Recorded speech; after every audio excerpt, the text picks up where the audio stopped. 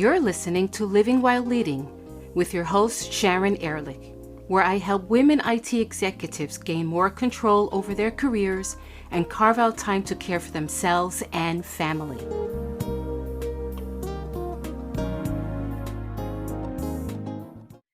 A lot of my clients understand the importance of taking time out from work to make decisions, to recalibrate, but oftentimes I have a really difficult time doing that because there's never really a right time to leave work.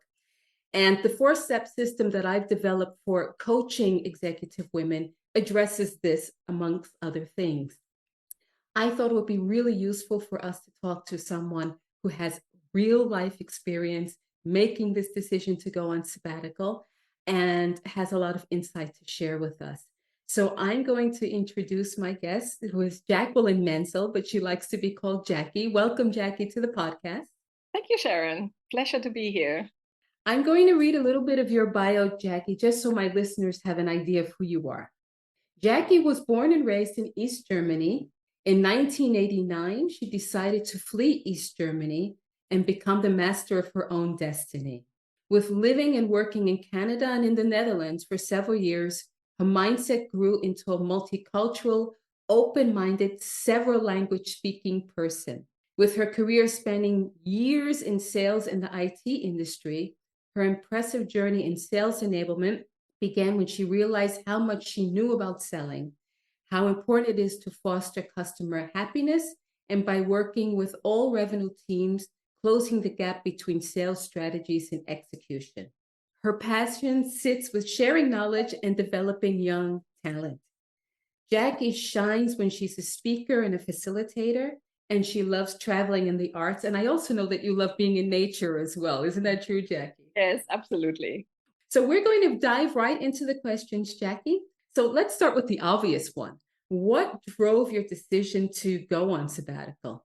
I think that the answer can be very long, but in short, I just needed fresh air. So as you just read off, I'm born in East Germany. So that means my career started at the age of 16.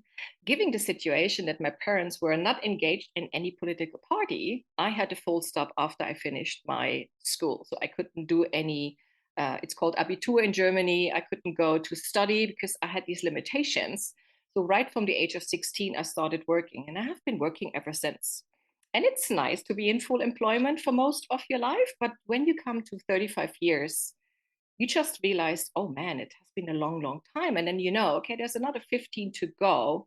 And I felt, and let's call it an exhaustion, not so much about my back then recent job, but like in general, I just felt the usual question you would ask yourself around 50, is that it? So I just realized I needed fresh air. I really had to take a break after working hard for so long. Was wellness more part of the focus of your decision, or was it more about rethinking your career or re-strategizing your career?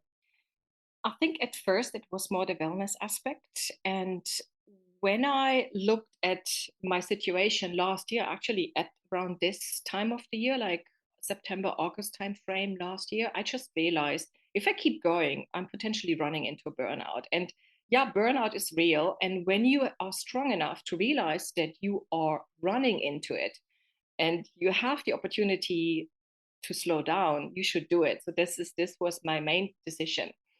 While I've made my decision and while I've started my sabbatical, the fact of, well, let's have a look at what is it that I want to do for the next 15 years. So it basically became a morphed, staged decision from I need to look after my health, I need to take a break, but I also want to recalibrate where I am today and where I want to go. How did you prepare for your sabbatical? Not much. The only preparation I really did is I sat down, calculated my financial situation. How long can I afford, or in general, can I afford it? Obviously, being in Germany, there's a lot of regulations you need to follow. So, doing some research on this. And then I knew my first month for sure will be in Cape Town, which became almost like the city of my heart. So, I didn't prepare a lot, really. So you said that you went on sabbatical and you actually left your country where you live and you went to South Africa. What was the reason for that? I had two reasons. First of all, I got stuck in Cape Town nearly 2 years ago with COVID, and I fell in love with the city. So that's point number one. Point number two, it was January, being in Europe, gray winter. So I decided I'm going to follow the sun, which is like the middle of the summer in South Africa. But also, I think when you go on a sabbatical, it doesn't matter where you travel, but you have to travel. You need to change perspective to really with yourself and have the openness and the inspiration from outside other than your own home country.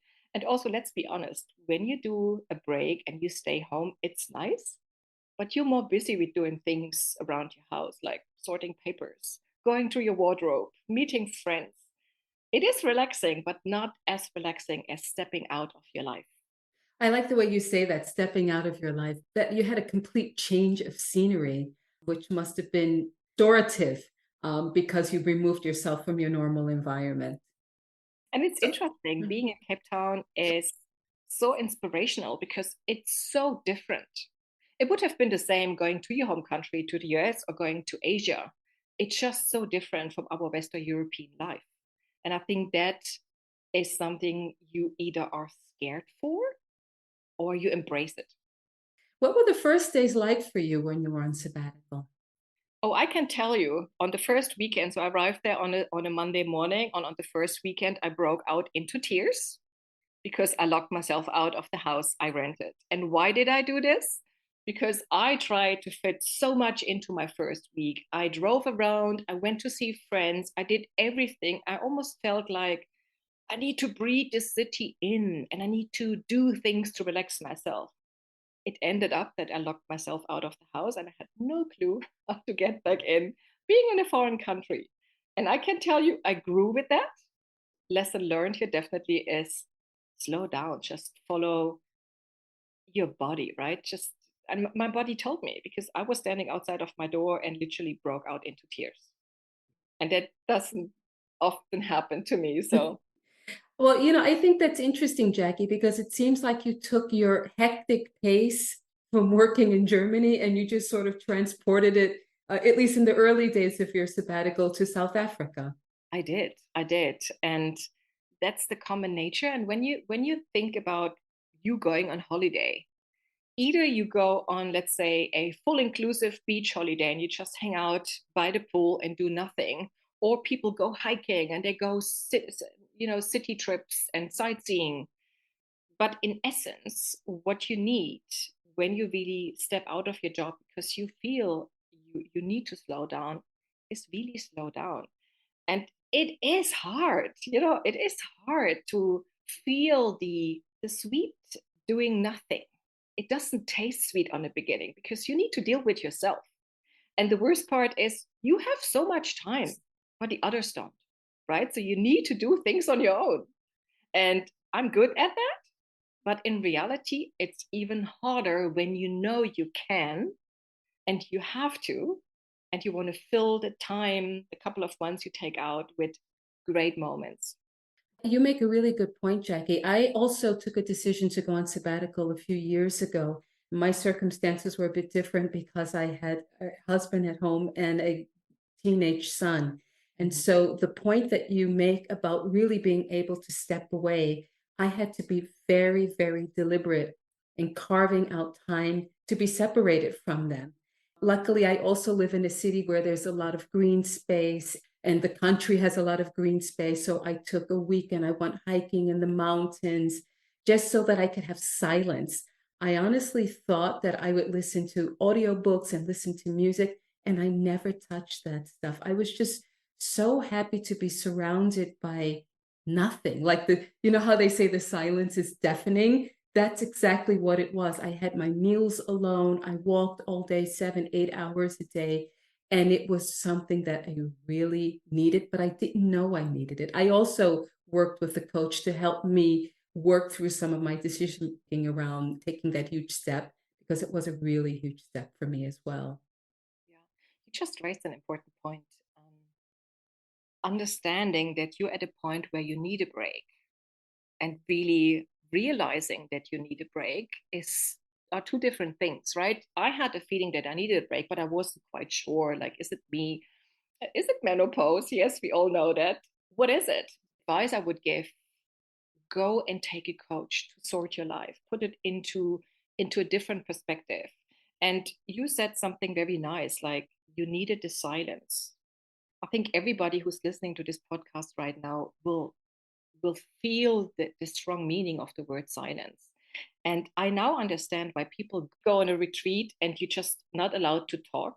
And people go to monarchies, or they go to the desert. And I'm actually going to do this in November. I'm going to go to the desert to do exactly that, like to really only hear myself, my inner voice talking. And I'm not a person who meditates, but I so appreciate people meditating, because this is what it is, feel the silence, let those thoughts come and go. And being grounded is the first big task you need to do. And you can't do it without coaching, definitely not. And especially when you, like you, in a family setting. So I'm living on my own. It makes things easier. Leaving just your partner back is easier than leaving a family back home.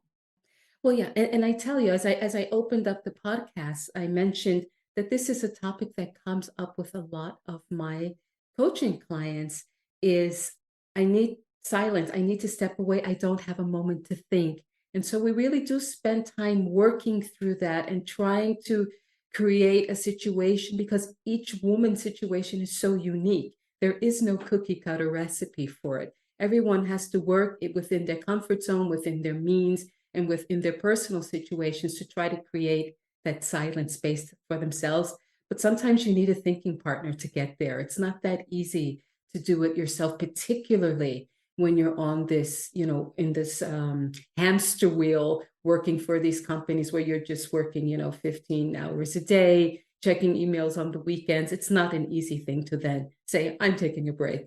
Tell me about change. How has this experience changed you, Jackie? I know that you and I had a call once when you were in South Africa, and you sounded so light and so fresh. Just the whole way that we were communicating with one another was so different from how we had spoken with one another in the past. And I wanted to know, what did you recognize in yourself that changed over the period of your separation, your intentional separation from work, and in devoting time to yourself? The change still keeps happening, and it happened from day one. The situation I just explained, where you stand there and you start crying and realize, okay, you need to change. You definitely have to look at your life, your circumstances. What I did, which was a key desire I had, I wanted to learn new things. And when you're working, you don't have, well, you could find the time, but you always have an excuse to not find the time. So I learned how to do pottery. I went to a few presentations, actually in South Africa, where a gentleman supports young entrepreneurs. And being there and sharing my advice, my wisdom, was such a relieving thing. But also going back to routine, like doing a little bit more sports. I'm not a sporty person. I hate sports, to be honest, but I did a lot of sports. I ate so damn healthy. Obviously, it's easier in South Africa because the food is just fresher. I slept a lot. That's definitely a key essence. Some people don't need a lot of sleep. I do. So, one of the lessons I definitely want to share with people: if you're tired, go take a nap. Even though if it's during the day, go take a nap. And Asians do this. And I never really got that, but that's a concept that definitely resonates. And also in terms of change, I think I looked at what you just described as the hamster wheel a little bit different. Yes, it is hard to, first of all, it's you allowing to get into that hamster wheel, right? You jump right into it. Now it's your decision. You want to be kicked out, or do you want to keep running? And the faster you run, the faster the wheel spins. It's your own decision. Do I go slow? Do you allow that to happen? And if you feel like you want to do slower and there's a faster hamster with you in that wheel and you're just being thrown out, do it. Just let it happen. And I think the biggest change really is embracing whatever comes. And I'm a firm believer in everything that happens to you in life happens for a reason. I know that sounds very esoterical, but gut feeling and things will just fall into place is definitely something I believe in ever since I stepped away from my work. Well, I can share a little bit about my experience, Jackie. When I went on sabbatical, I decided that that would be my time for saying yes, because I discovered when I was working, I said no to everything that wasn't work. It starts to limit your life, and you don't realize it because the no's. There's a no coming here, a no coming there. But then if you start to really take an inventory, which I was able to do, I discovered that I missed so many opportunities for fun, Mhm. opportunities to connect. Not everything in our lives has to do with advancing our careers, right? If you really want to live wholly and fully. And that period was about 8 months of saying yes to things. And I tell you, I did things, Jackie, that I never in a million years thought I would be doing, picking wine grapes in Tuscany, taking dance lessons, just nothing that was earth shattering, but things that I simply never managed to carve out the time to do. And like you said, we own our decisions, right? The situation that we're in, we enter into it, and then we decide how much we're going to take on our shoulders, right? Yeah. And we somehow lose sight of that, right? And somehow it's about trying to claw back some of your control, isn't it? Yeah. But Sharon, you just said something very important. You decided to do something that's fun for you. And I think that's also where you need help to understand what is it that you want?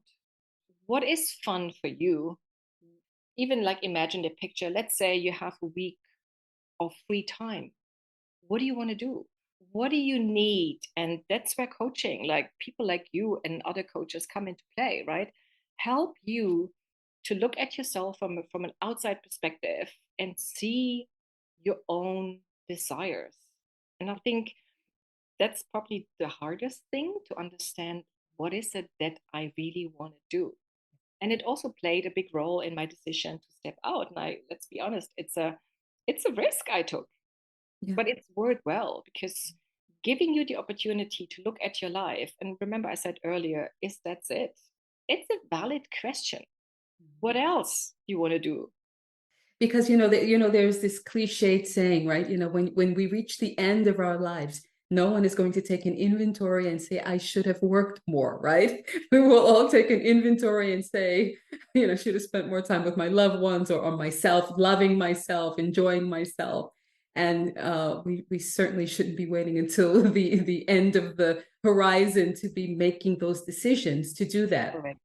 What you said really resonates, Jackie. I was with a coaching client, an American executive, and she told me she doesn't even know what she likes to do anymore because it's been such a long time since she actually took time and devoted it to herself. She's a mother of two, very accomplished, by all measures, successful in every single dimension of her life, but realizes that she doesn't know herself anymore. And of course, like you said, she also started working young, so now she's 50 something years old, and that has reached a juncture where she doesn't know how she even wants to spend time if she had the time to spend.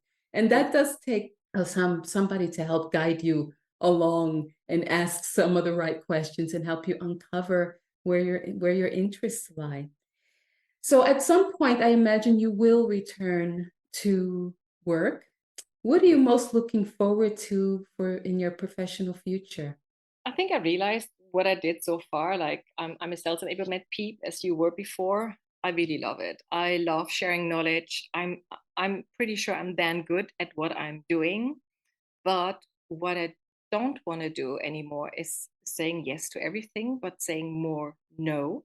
Mm, So selecting carefully who will be my next employer and maybe even going solo. So I'm still in the process of deciding what I want to do. For sure, what I'm going to do is incorporate more solid breaks mhm, in my next couple of years, and also slowing preparing for the time when I'm allowed to retire. Really looking forward to that and thinking about things I can probably do when I'm retiring. Going back to what do I really want? If there's something really burning inside of me, like you just said, dance lessons, it just resonated with me. my dance lesson was like 100 years ago, but I feel like, oh yeah, I want to go dance in a club, go wild.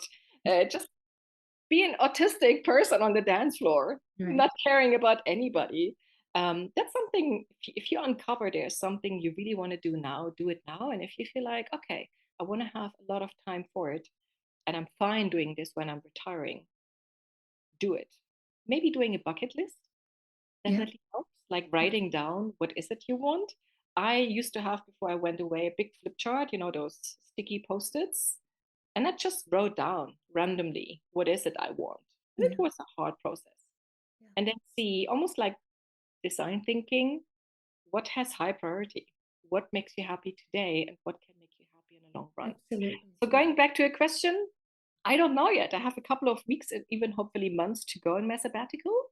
And as I said earlier, things will fall into place for sure. I'm certain of that, Jackie. I know you quite well. So I know that you are going to land someplace where people will be so happy to have you. You talked about saying no. My last podcast is exactly about that topic.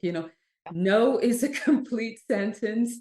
And when you say no, it really opens up your world for other opportunities, right? Yeah. Because you can say yes to the things that are really important to you. So I really love that you said that. We're coming to the end of our conversation, Jackie. You're a wise woman. You've been around the block. You've lived, on several continents. You've traveled the world. You know yourself and you know what it means to be a corporate citizen as well. So, I mean, you have so much context and so much experience. What words of wisdom could you give to my clients? So my clients are women executives who may be sitting on the fence about taking time off from work. Do you have any words of wisdom for them? Definitely. So I mentioned a couple of lessons learned before. Definitely go find out what is it you want. Don't really investigate about the question, do I need a break or not? I think everybody needs a break. If you feel you want to take a break, do it. If you feel you need to prepare for it, go prepare it. If you feel you want to just jump into it, go jump into it, but be prepared to realize that you've done a few mistakes. I had a good friend of mine when I posted my first article about going on a sabbatical saying, embrace every single moment because it's going to run by very fast. But that's life, right? Just go and take it. And yes, it has to do with finances. Make sure if you want to do that, and I guess people you are coaching, they're probably having or hopefully having a solid financial background. Invest that money today. Don't leave it on your bank account or on a savings account, because investing in your health, in your happiness, in your desires, in a dancing lesson or hiking, it's the best investment. And the return on invest is probably the highest you can get. And I can see this, like people who see me today, who I've met maybe a year ago, they clearly tell me, you look so different. You look happy, you're shining. And it's probably the best reward you can get, that people obviously see that sabbatical or that time and break is taking good. And last but not least, even if you have the time for like a couple of weeks or months, go take your holidays and take them seriously. Switch off your phone, tell the company you're not available. Just make sure you have those breaks, because breaks are so important. Thank you for those wise words, Jackie. And you're right. The breaks that everybody is entitled to when work, we don't take them as seriously as we should take them. And that's probably the baby step, is really being intentional about how you use your vacation and how you use your holiday time. That might give you a taste of what it could feel like if you decided to do something really bold for yourself, for your well-being, for your career, maybe even for your family, to really take an extended break and have the headspace to think about what you really want for yourself. Mhm. Jackie, it's really been great having you on my podcast. I appreciate that. For all of my listeners, you can find me at my website, www.livingwhileleading.com. I also have a podcast, which new episodes come out every Tuesday. And I'm also quite active on LinkedIn. So I look forward to connecting with all of you. Please share this episode with someone who you think needs a little bit of encouragement to take some time and devote to herself and to her well-being. And please give me a 5-star review on whatever podcast app you're using. Thank you so much for listening.